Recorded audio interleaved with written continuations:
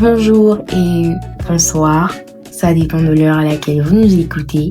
Ici Initiative Santé.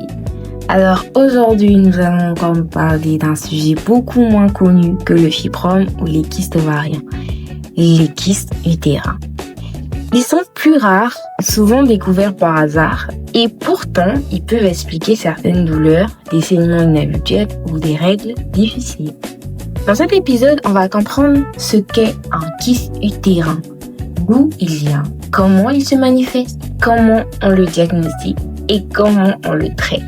Et comme toujours, on prendra un moment pour voir comment l'histoire de la médecine les a découverts.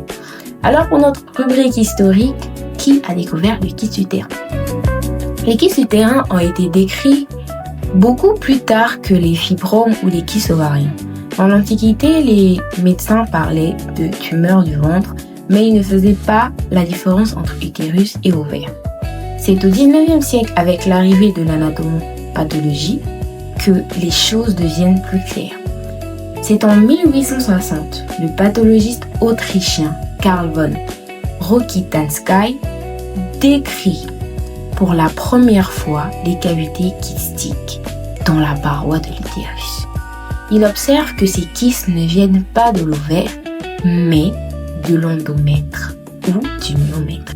Quelques années plus tard, les travaux de Thomas Cullen, un gynécologue canadien, montrent que certains de ces kystes sont liés à l'adénomyose, une infiltration de tissu endométrial dans le muscle utérin. Grâce à ces découvertes, les médecins comprennent que le kyste utérin n'est pas une tumeur, mais une poche de liquide formée dans la muqueuse ou le muscle de l'utérus, souvent en lien avec une maladie sous-jacente. C'est quoi un kyste utérin?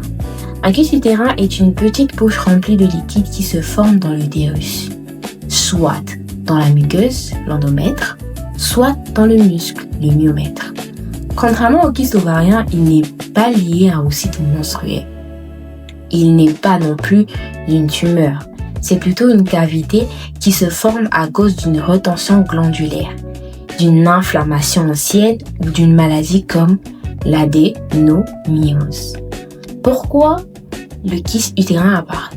Les causes varient selon le type de kyste. Les kystes de l'endomètre peuvent apparaître après une infection, une inflammation ou une obstruction d'une glande endométriale. Les kystes du myomètre sont souvent liés à l'adénomyose, une maladie où du tissu endométrial s'infiltre dans le muscle utérin et crée une petite cavité remplie de liquide.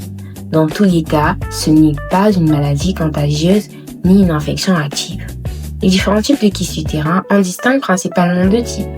Les kystes endométriales, intracavitaires, une petite poche de liquide dans la muqueuse utérine. Les kystes myométriales, une cavité dans le muscle utérin, souvent liée à l'adénomyose. Ils sont beaucoup moins fréquents que les kystes ovariens. Comment ça se manifeste?